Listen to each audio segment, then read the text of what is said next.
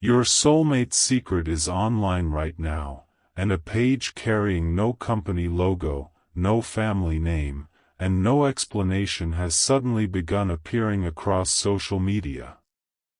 Thousands of people are opening it, but only you will understand why the first line matters.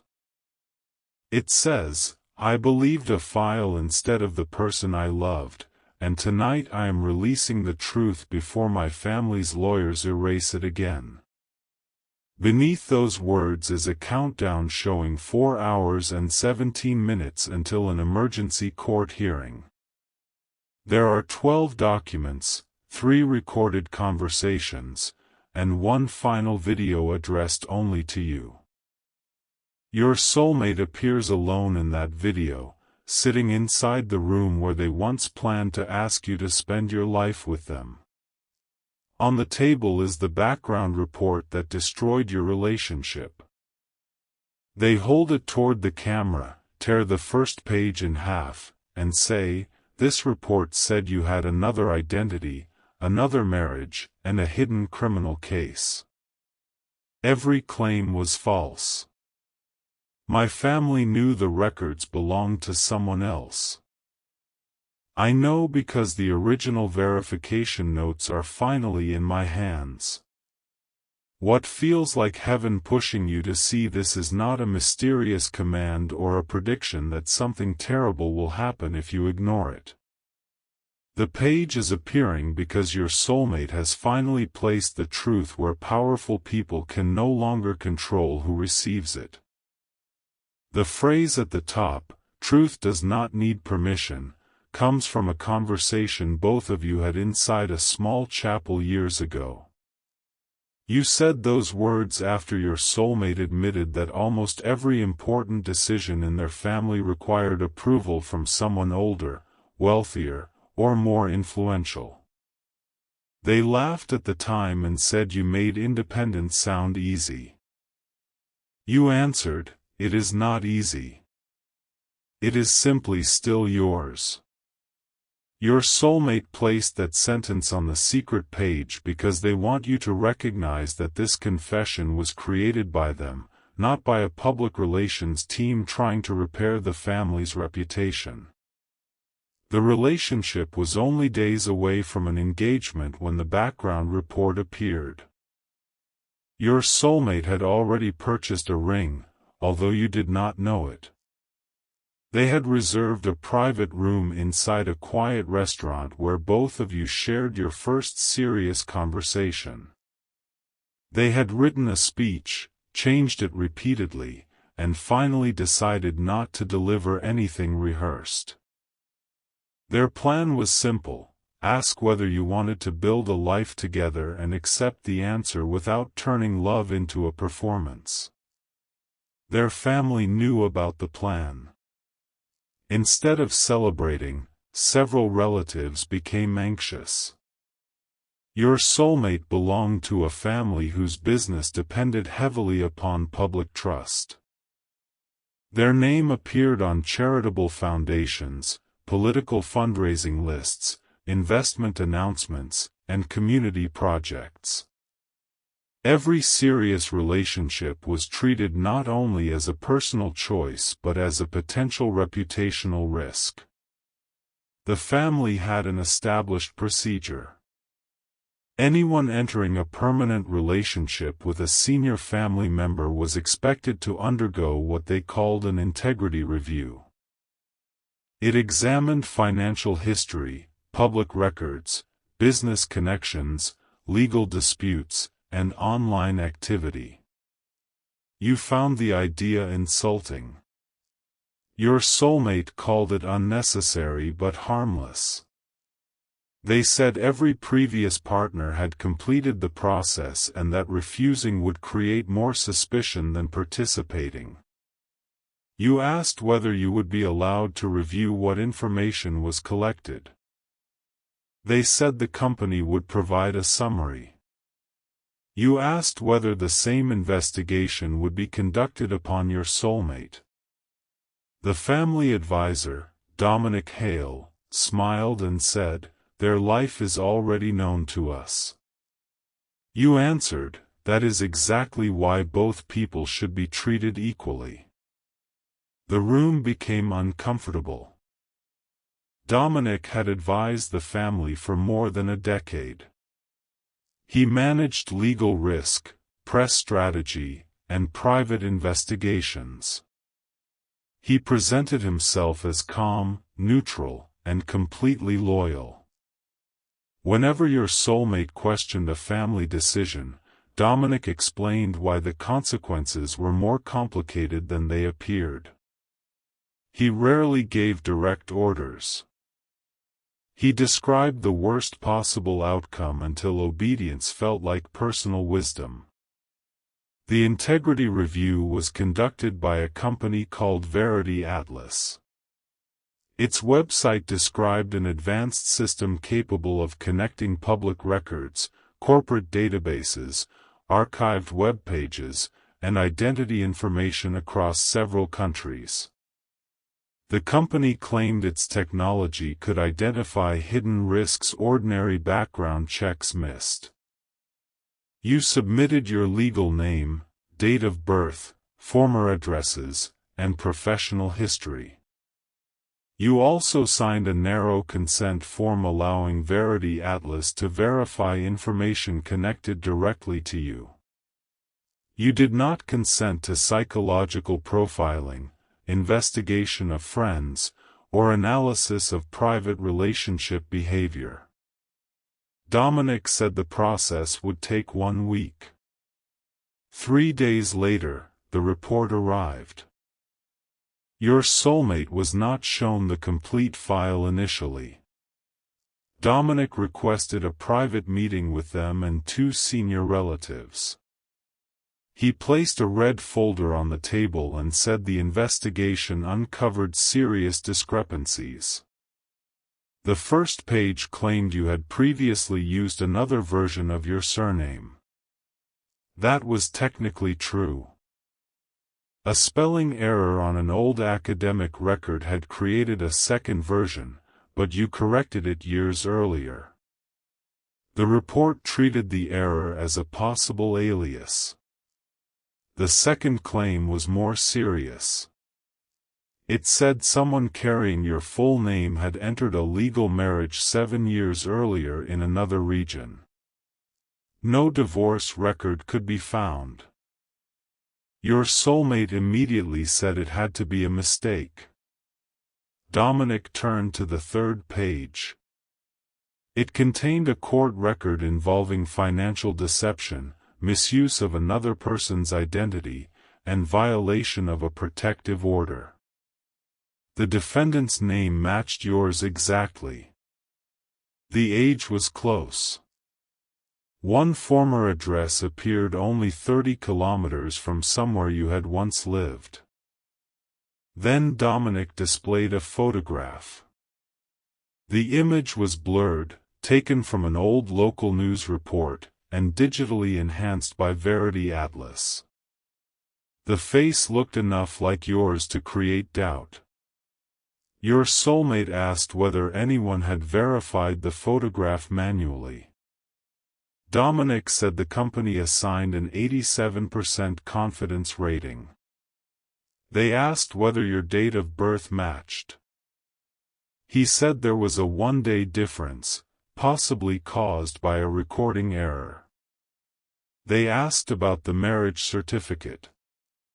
He said the birth year was missing from the public copy. Every contradiction was described as something potentially suspicious rather than evidence that the records belonged to another person. Dominic told your soulmate not to confront you until the family understood the risk. He warned that someone experienced in identity manipulation might destroy evidence, disappear, or create a convincing explanation. Your soulmate said they knew you. Dominic replied, "That is why emotional fraud works." Those 5 words changed the atmosphere. Love became evidence that you were capable of manipulation rather than evidence of your character. Your soulmate ignored Dominic's advice and called you that evening. But they did not tell you what the report contained. They asked whether you had ever used another identity. You answered no. They asked whether you had ever been married. You laughed at first because the question sounded impossible. When you realized they were serious, you said no. They asked whether you had ever faced a criminal complaint connected to money or another person's identity. You said absolutely not.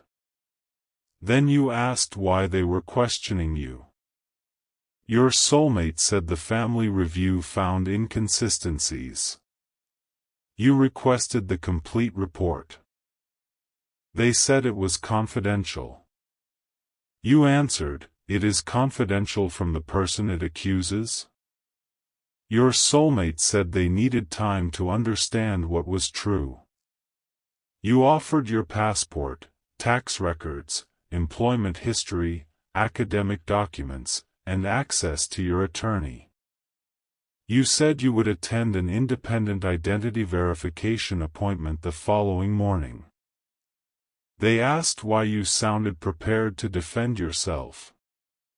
You answered, "Because someone has shown you something serious enough to make you ask whether I have another life." That direct response should have brought clarity. Instead, Dominic had already warned that an experienced deceiver would respond quickly and confidently. Every sign of innocence had been given another interpretation. The following day, you arrived at the family office carrying your records. Security refused to allow you upstairs. Dominic came down alone. He said your soulmate was too emotionally overwhelmed to meet. You handed him the documents and requested a copy of the report. He refused. You asked whether the accused person had any right to correct the information. He said Verity Atlas possessed an internal dispute process. You asked for the case number. He said the client, not the subject, controlled access. You looked at him and said, "You did not purchase an investigation. You purchased the power to accuse me without showing me the evidence." Dominic said your hostility demonstrated exactly why distance was necessary. You remained calm. You asked him to deliver one message: "Tell them I will answer every question directly, but I will not confess to records I have never seen." He promised to deliver it. He did not. Instead, he told your soulmate you refused to cooperate unless the family surrendered confidential investigative methods. He said you became angry, threatened legal action, and attempted to intimidate him. Your soulmate asked whether you left documents. Dominic showed them only one folder. It contained copies of your passport and current employment record. He did not include the document showing the old surname spelling had already been formally corrected. He did not include the certified criminal record search showing no case connected to your identity. He did not include the letter from your attorney requesting independent verification. Partial truth became another weapon. Your soulmate postponed the engagement dinner. They did not tell you a ring existed. For several days, both of you communicated through short, painful conversations. You asked to meet in person. They said they were not ready. You asked what specific evidence needed explanation. They said they were legally advised not to disclose it. You said, "Then you are asking me to prove I am not someone you refuse to identify." Your soulmate said the family was trying to protect them. You answered, "Protection that removes my right to answer is not protection." The next twist came when Verity Atlas found an archived social media account carrying your name. The account had been inactive for years. It contained photographs of another person, but several images were unavailable because the platform had deleted old media. One public comment referred to "our anniversary." The system connected that comment to the marriage record. Dominic described it as confirmation. You had never used the account. You attempted to contact the platform, but recovery required access to an email address you did not recognize. You filed an impersonation report. You asked your soulmate one final question: do you believe the person standing in front of you, or do you believe a company that will not allow me to see what it has connected to my name? Your soulmate replied, "I believe there is too much I cannot explain." You said, "Neither can I, because you are protecting the explanation." Verity Atlas interpreted the report as an attempt to remove evidence. Your soulmate asked whether you had recently reported an account. You said yes and explained why. They became silent. You realized someone was monitoring your attempts to defend yourself and presenting each action as guilt. From me. That night, Dominic provided your soulmate with an emergency risk recommendation. It advised ending direct contact until the identity questions were resolved. The family attorney warned that continuing the relationship could expose the business to fraud, blackmail, and public scandal. Your soulmate sent you a message saying they needed distance.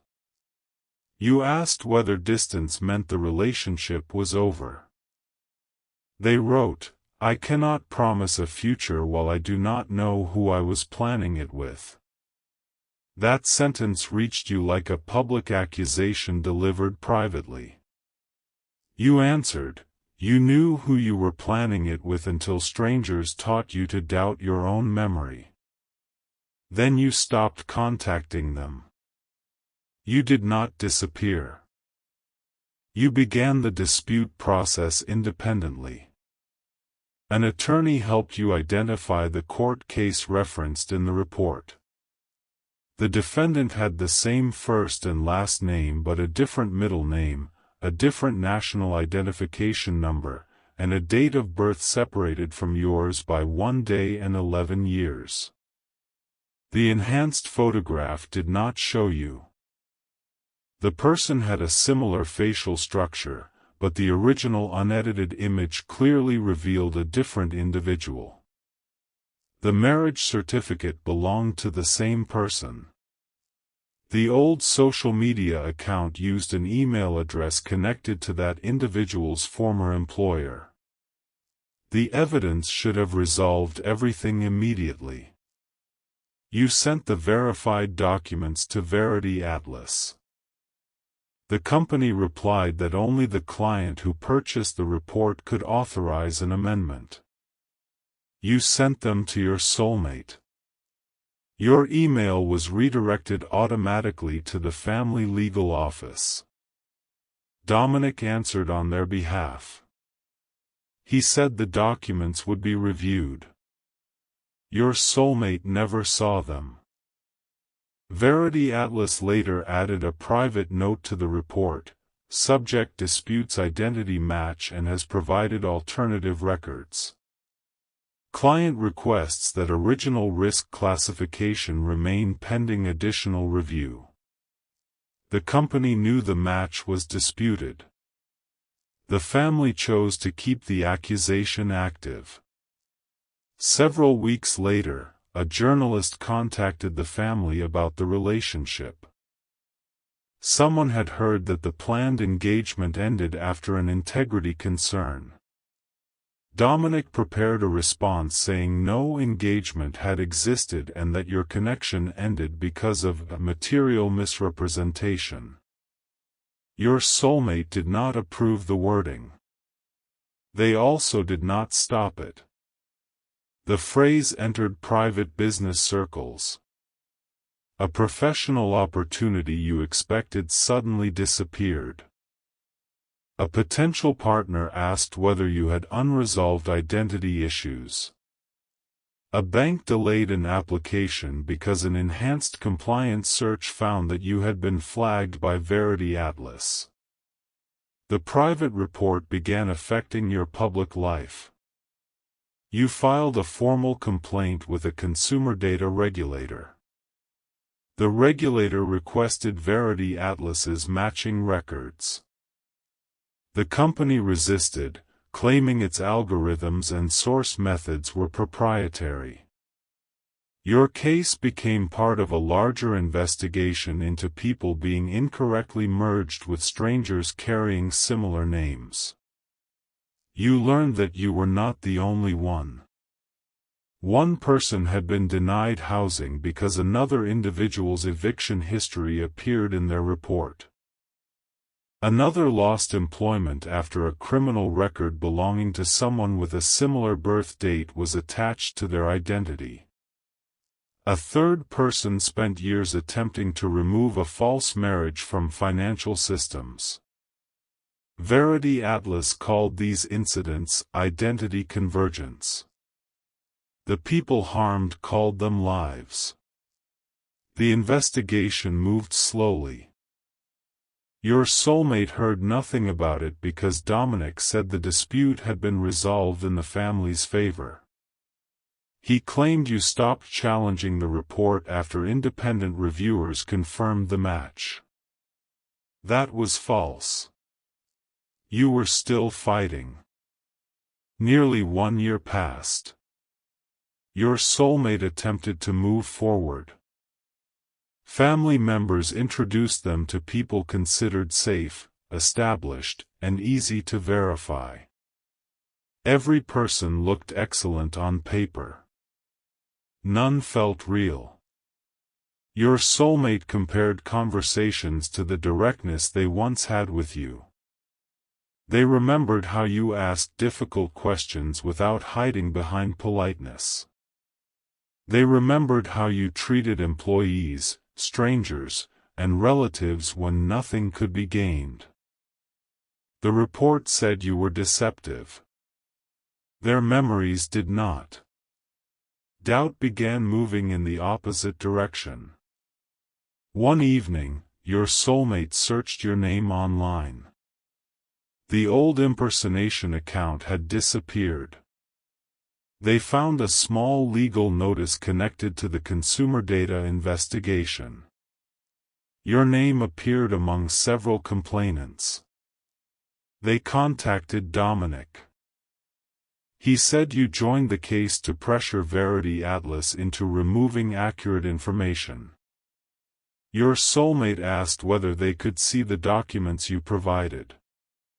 Dominic said the family no longer retained them. That answer was impossible. The family retained everything. Your soulmate began searching privately. They contacted Verity Atlas and requested the complete client file. The company said the account was controlled through Dominic's office. They needed his authorization. Your soulmate reminded them that the report had been purchased for their personal safety. Verity Atlas refused. For the first time, your soulmate understood what you experienced. Information controlling their life was being withheld from them too. They contacted an independent attorney. The attorney obtained a court order preserving the file. Verity Atlas produced thousands of pages, including internal communication. The first important email came from an analyst assigned to your case. She wrote, "Possible false positive." Date of birth, middle name, identity number, employment record, and facial comparison do not support full match. A supervisor replied, "Client advisor has requested an elevated risk result. Continue cross-source correlation." The analyst responded, "Correlation appears driven primarily by identical name and geographic proximity." The supervisor wrote, "Client has additional non-database concerns regarding subject's attitude toward family governance." Your soulmate read the sentence repeatedly. Your opinions about family boundaries had influenced an identity report. The company had been told what conclusion the family wanted. The second internal message was worse. After you provided certified records disproving the match, the analyst recommended immediate correction. Dominic replied that changing the report could expose the family to liability because decisions had already been made based upon it. He asked Verity Atlas to maintain the original classification until the relationship dispute was no longer active. The company agreed. They kept a false report alive not because evidence supported it, but because correcting it would reveal what their mistake had already destroyed. Your soulmate confronted Dominic. He defended every action. He said the report raised legitimate concerns at the time. He said families with public responsibilities could not rely only upon emotion. He said you were aggressive, resistant to oversight, and unwilling to respect established systems. Your soulmate asked whether he knew the court defendant had a different identity number. Dominic said identity numbers could be manipulated. They asked whether he knew the photograph was another person. He said resemblance remained significant. They asked why your correction documents were never delivered. Dominic answered, because by then, the relationship had become a risk regardless of the original records. The truth finally appeared. The report was never only about verifying your identity. It became a way to remove someone who challenged the family's control. Your soulmate asked who authorized the elevated risk request. Dominic said several senior relatives agreed. They asked whether their own opinion mattered. He replied, "You were emotionally compromised." Your soulmate realized the family considered love evidence that they were incapable of making their own decision. They left the meeting and contacted you for the first time in nearly a year. The message did not reach you. You had changed your number and restricted unknown accounts after months of harassment connected to the identity dispute.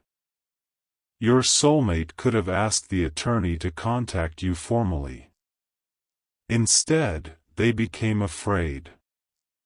They had the evidence proving you were innocent.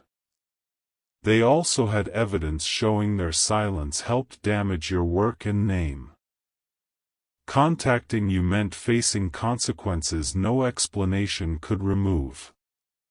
For several weeks, they did nothing. This is the part of the secret page that does not protect your soulmate from responsibility.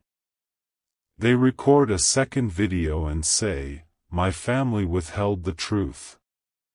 Verity Atlas maintained a false report. Dominic prevented your documents from reaching me. But after I discovered everything, I remained silent for 23 days because I was afraid you would tell me the harm could not be repaired. Those 23 days changed the meaning of their awakening. The first delay came from manipulation. The later delay came from shame. During that period, the consumer data regulator contacted your soulmate. Investigators found their name in the client records and asked whether they would testify. A public settlement depended upon proving that Verity Atlas knowingly maintained disputed matches to satisfy wealthy clients. Your soulmate initially asked whether testimony could remain confidential. The regulator said some evidence might eventually become public. They contacted the family attorney.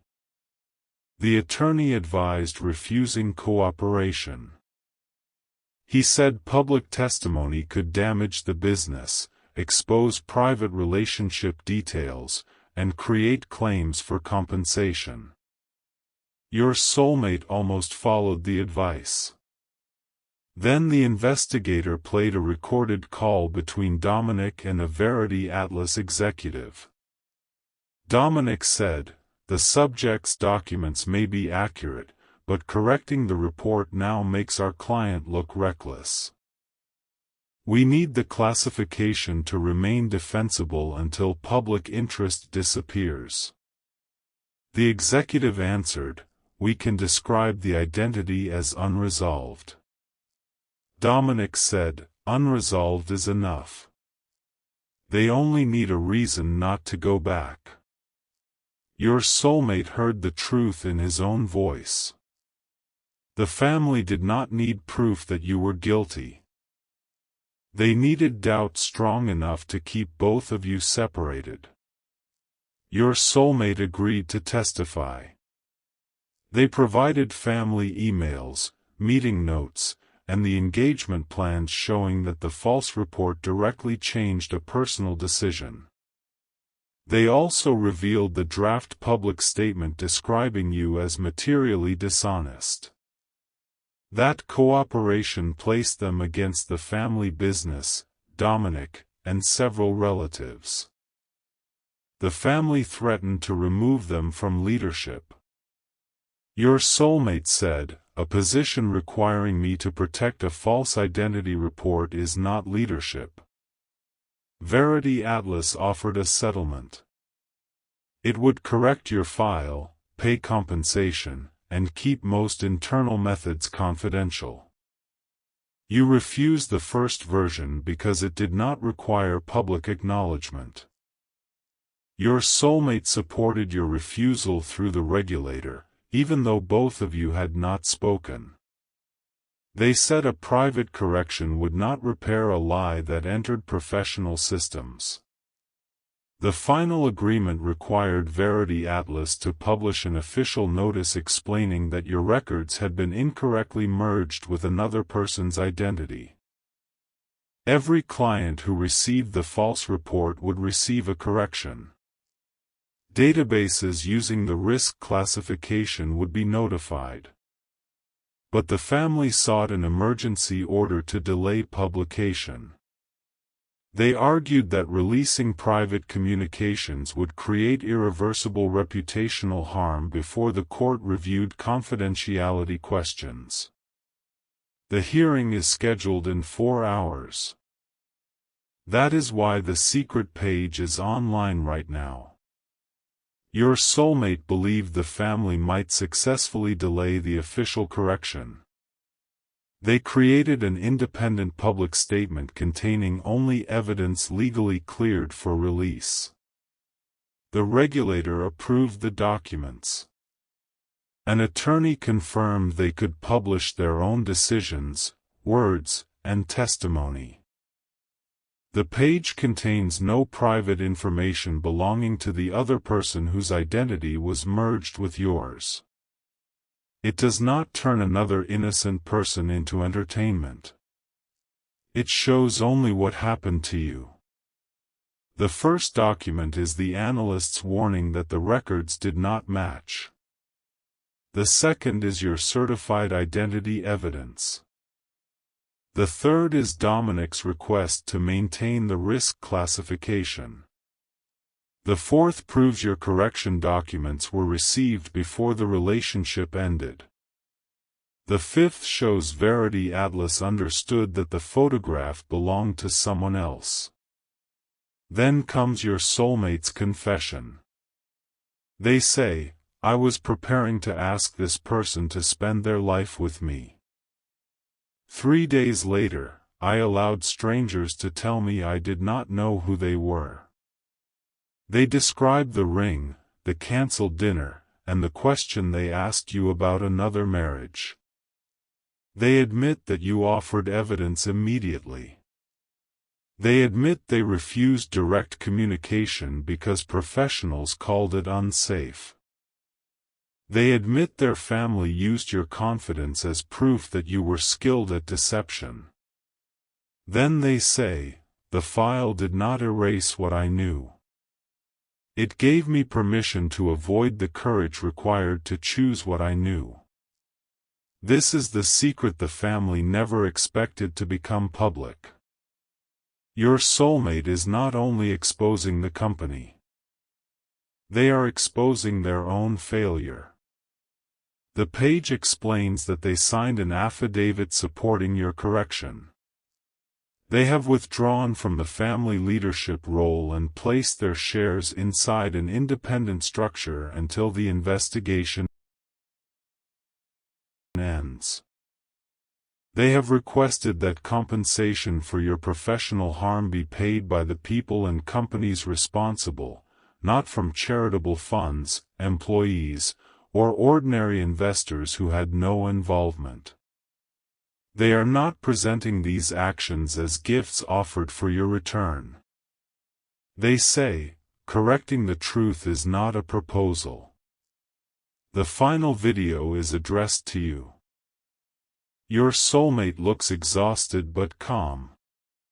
They say, you may be seeing this page because the algorithm brought it to you, because someone shared it, or because a phrase we once used made you stop scrolling. I will not claim heaven has ordered you to forgive me. I will only say that the truth is finally visible, and your choice is finally free from the report that stole it. They hold up the ring. For 1 second, it appears they may offer it again. Instead, they place it inside a box and close the lid. They say, I bought this before the report. I kept it after I lost you. But the person I planned to ask no longer exists in the same moment, and I do not have the right to preserve your old answer until I become ready to honor it. That is the most important part. Your willingness to marry them before the accusation does not remain permanently available. The future that existed then was damaged. Any future now requires new trust, new evidence, and a new decision. Your soulmate continues, I loved you while I doubted you. That does not make the doubt less harmful. I missed you while I allowed the false report to remain. That does not make the silence loyal. I am not asking you to comfort me because I finally understand what I did. They tell you the court hearing may remove the page temporarily, but every document has already been delivered to independent investigators and journalists. Your name will be corrected regardless of whether the page remains visible tonight. You do not need to save screenshots to prove your innocence. You do not need to respond before the countdown ends. The urgency belongs to the legal hearing. It does not belong to your heart. Your soulmate says they will accept communication through attorneys only. They will accept one personal conversation. They will also accept no response. They will not call your silence evidence that you never loved them. You answered their questions once. They were the person who allowed strangers to redefine the answers. The page includes a list of corrections already underway.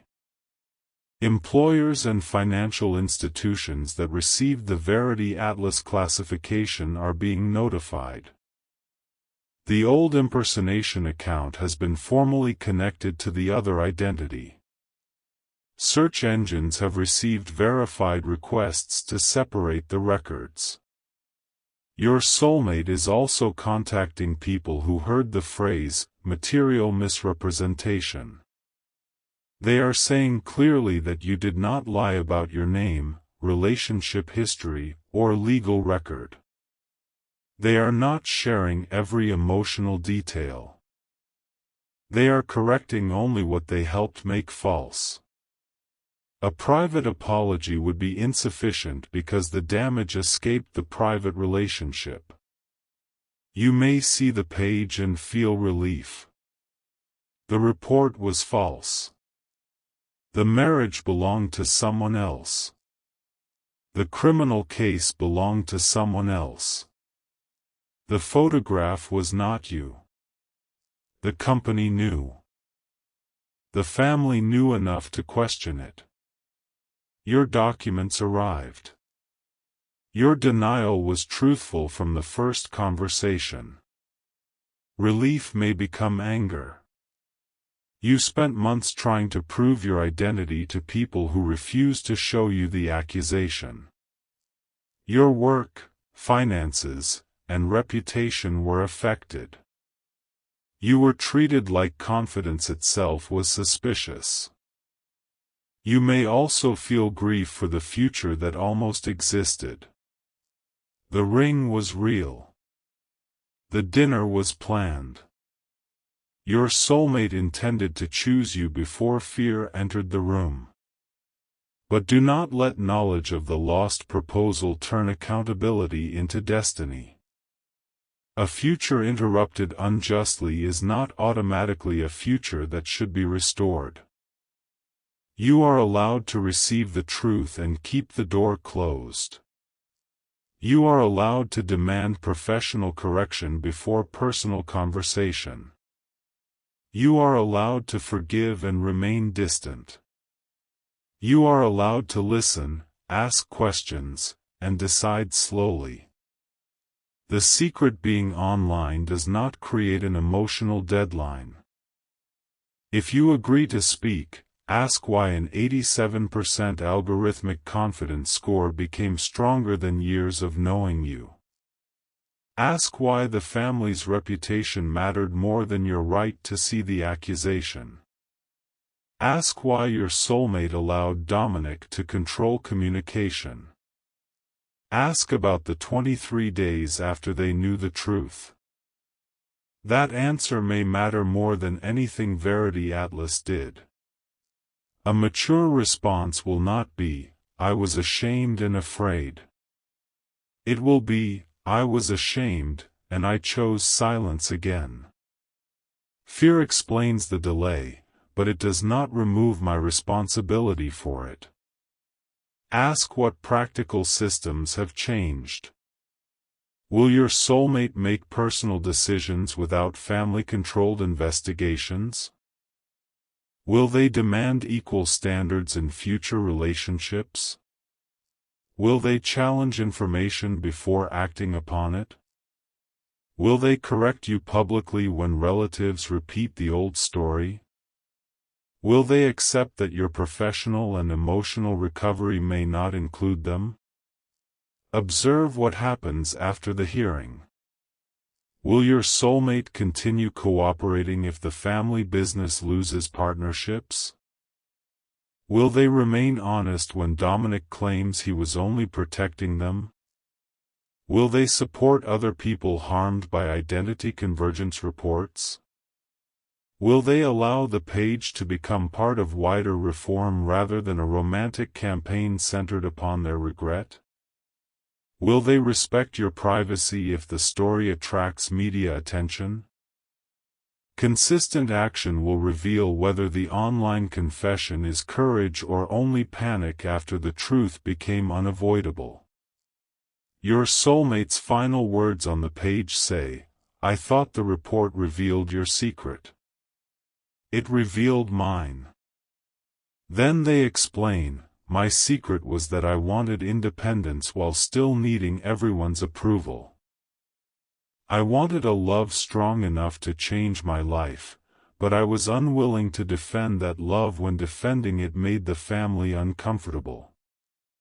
They look directly into the camera. They say, "You were not hiding another identity."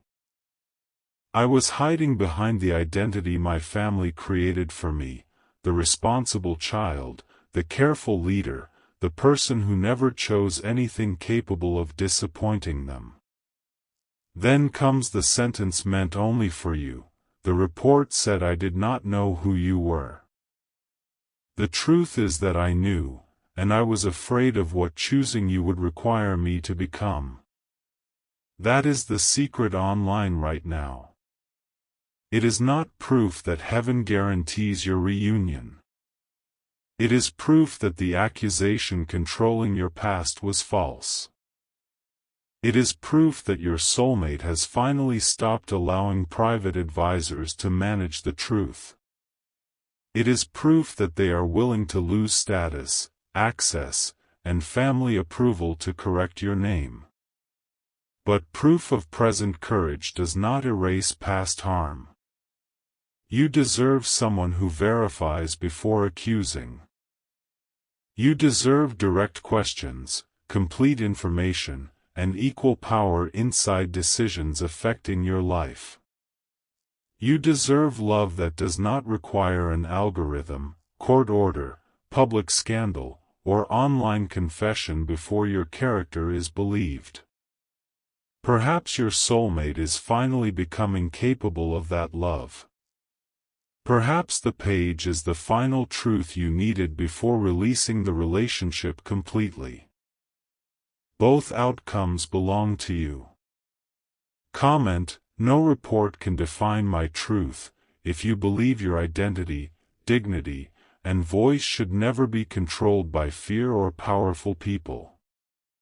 Like this video if you believe real love must trust character while still seeking honest evidence, and subscribe for more emotionally powerful stories about hidden truth, accountability, courage, and self-respect. Your soulmate's secret is online right now. The file was false. The records belonged to someone else. The company knew the match was unreliable, and the family kept the classification active because doubt made you easier to remove. Your soulmate has finally exposed it all. Whether the confession becomes a bridge back to them or the final proof that allows you to walk forward without questioning yourself remains where it always should have remained, in your hands.